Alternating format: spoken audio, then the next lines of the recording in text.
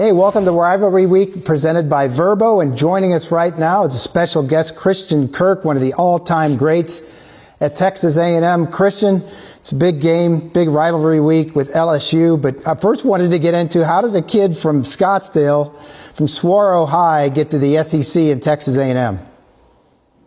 Well, I had known, pretty early on in, my recruiting process that I wanted to play in the SEC, and Texas A&M actually was my first unofficial visit that I went on, school I ever looked at, and, kind of fell in love with it from the second I stepped onto campus. It stole my heart. And so throughout my recruiting, process, I tried to keep an open mind to all the other schools, that I was looking at. But, deep down, I knew that's where I wanted to be. Just everything about, the school itself and, the tradition and all of the history behind Texas A&M, and just being able to go there and, have the opportunity to play early as a freshman within the SEC, it ultimately just, all made sense for me.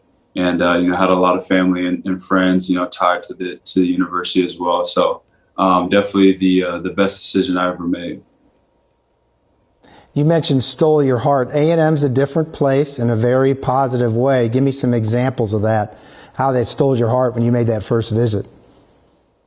Yeah, they say there's a spirit of Aggie Land, and it's so true just because there's just a different type of energy when you step on campus there. And, especially on a game day on a Saturday, everybody who's there to support you, being a football player and a student athlete, just the amount of support and love that the alumni and students have for Texas A&M football, but just university as well. It's just amazing. And, I could go on and on, but, it was predominantly for me, just the people, the staff, the professors, the students, everybody who had, came in contact with was just, such a great person and down to earth, and, just wanted to help, you get better, individually. And so I'm forever grateful for it. And I got to think Kevin Sumlins' offense was perfect for you. Not only that, you did everything there, literally all-purpose guy, almost 5,000 all-purpose yards. How was that fit? It was turnkey, if that's the term you want to use. I was just able to come in. I graduated early, high school, and came in a semester early. Was able to get in there, get in the classroom, start learning the system, and just fit everything that I was good at. Getting the ball in my hands and being able to make plays happen, and then also being able to stretch the field and, kind of develop myself as a receiver. I played running back a lot in high school as well. So it really pushed me to develop myself, as a receiver as well. And so, they gave me all the opportunities to come in and, have an impact offensively and also on special teams, doing punt and kick return. And so it just helped me progress so much as a player, early on too, as a true freshman, being able to get out there and start my career pretty fast.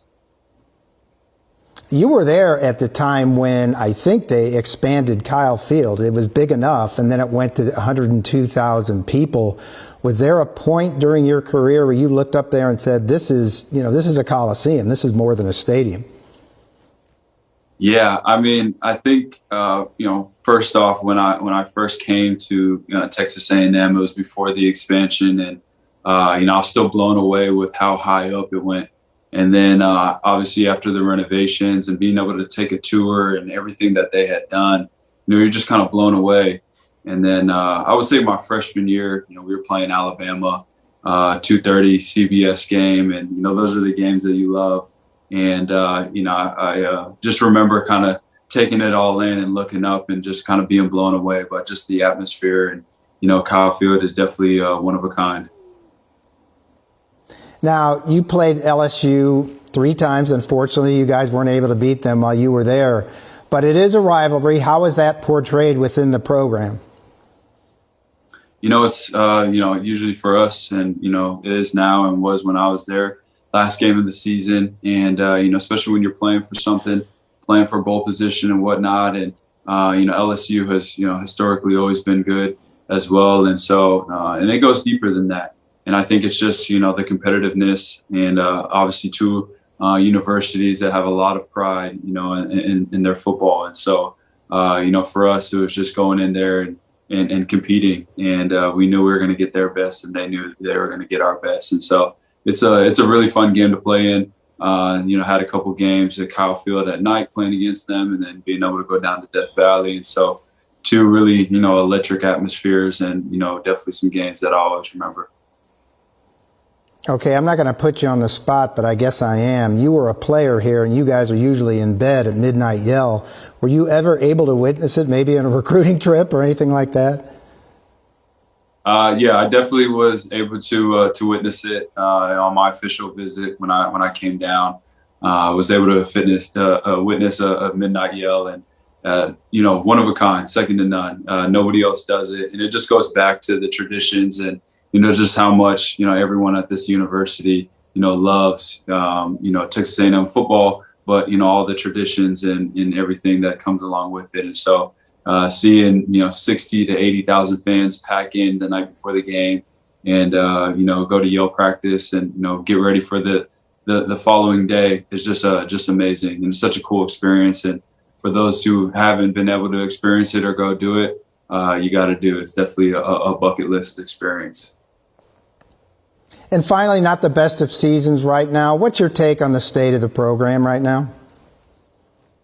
It's hard. It's definitely been a disappointing season, but I know how much those guys are putting into it. It's a young football team that has a lot of talent, but a lot of bright futures. And when you bring so much young talent in, it can take a little bit to kind of become a cohesive group and all get on the same page. And you're playing in the best conference in college football, and so sometimes it can get a little rough. But I know that this team has the right people around it, the right people within the building to get this thing turned around. And so although it may not be the best season for us now, I know the future is bright. I see a lot of young talented guys that are hungry to take this thing where they wanted to go. And Texas A&M is the best place to be when it comes to facilitating that. So like I said, it's a little disappointing now, but I definitely see some brighter days ahead of us. That's great. Christian Kirk, thanks so much for joining us, and good luck. Thanks so much. Appreciate you having me. Do you want a sports network that delivers everything that matters about the game? The highlights, the picks, the instant analysis, no yelling, no fake debates, no politics.